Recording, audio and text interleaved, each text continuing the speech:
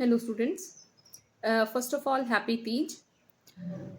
Happy Teej के महोत्सव पर मैं आज आपके सामने एक बहुत ही इम्पोर्टेंट वीडियो लेके आई हूँ।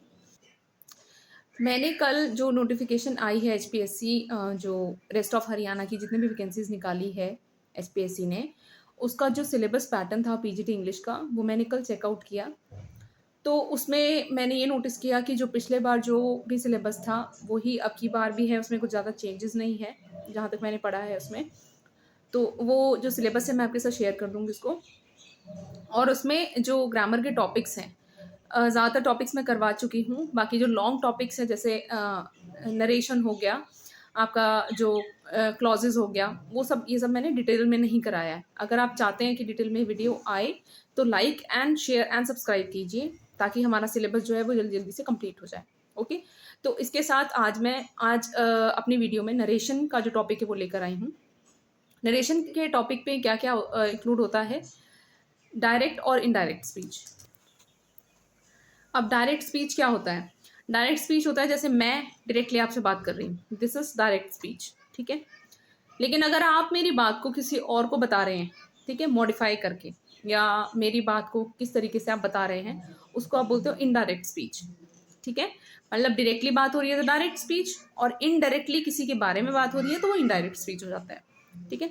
ये तो हो गई डायरेक्ट और इनडायरेक्ट स्पीच की बात। अब इससे रिलेटेड जब भी आपको सेंटेंस दिखेगा तो आपको पहचान कैसे करनी है, ठीक है। डायरेक्ट स्पीच में क्या होगा, आपको एक सेंटेंस दिया रहेगा और जो बात जो पर्सन ने डायरेक्टली बोली है वो इन्वर्टेड कॉमर्स के अंदर दी रहेगी, ठीक है। डायरेक्ट स्पीच में जो इन्वर्टेड कॉमर्स के बीच में जो बात बोली गई है उसको आप कहते हैं डायरेक्ट स्पीच, ठीक है। उसको आप डायरेक्ट स्पीच बोलते हैं। जो इन्वर्टेड कॉमर्स के बाहर जो बात बोली गई है, ठीक है, जिसने वो बात बोली है, उसको आप कहेंगे रिपोर्टेड वर्ब, ठीक है, या रिपोर्टिंग वर्ब।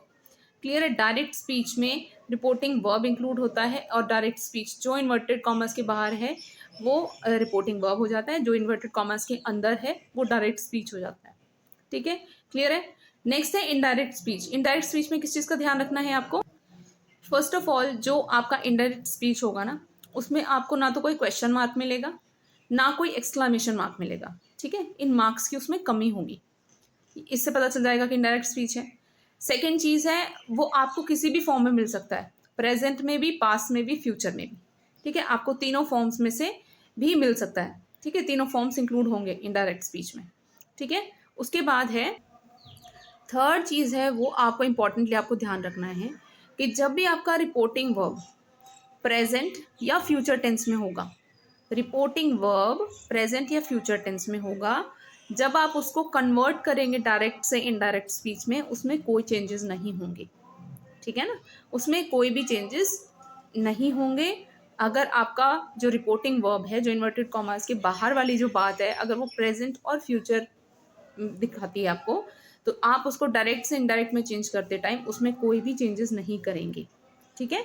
ये बातें जो है डायरेक्ट और इनडायरेक्ट स्पीच को लेकर आपको अपने माइंड में बिठा लेनी है, तभी आप डायरेक्टली उसको एकदम करेक्टली आप उसको चेंज कर सकेंगे, राइट। वहीं अगर हम बात करें कि अगर रिपोर्टिंग वर्ब जो है वो आपका पास्ट टेंस में दिया हुआ है, ठीक है, पास्ट टेंस में। पिछले पॉइंट में हमने प्रेजेंट और फ्यूचर की बात करी थी, लेकिन इस पॉइंट में हम बात करें अगर रिपोर्टिंग वर्ब आपका पास्ट टेंस में दिया होगा तो आप उसको चेंज करेंगे जब आप डायरेक्ट से इनडायरेक्ट स्पीच में बना रहे हैं, ठीक है।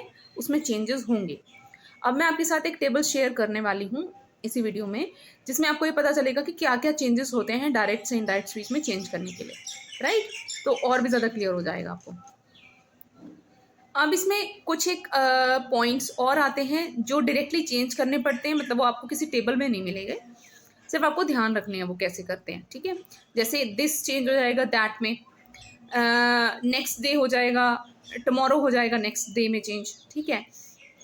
दीज इनटू दोज में चेंज हो जाएगा, ठीक है। इस तरीके से आपके जो कुछ चेंजेस हैं वो भी मैं आपके साथ शेयर कर दूंगी, उसकी भी एक छोटा सा पिक्चर क्लिक करके इसी वीडियो में मैं शेयर कर दूंगी, उसको भी आपको याद करना होगा। और एक टेबल भी है जिसको आपको याद करना होगा, उसमें कुछ ज़्यादा कुछ याद करने का है नहीं। जब आप चेंज करेंगे, जब आप उस चीज़ की प्रैक्टिस करेंगे ना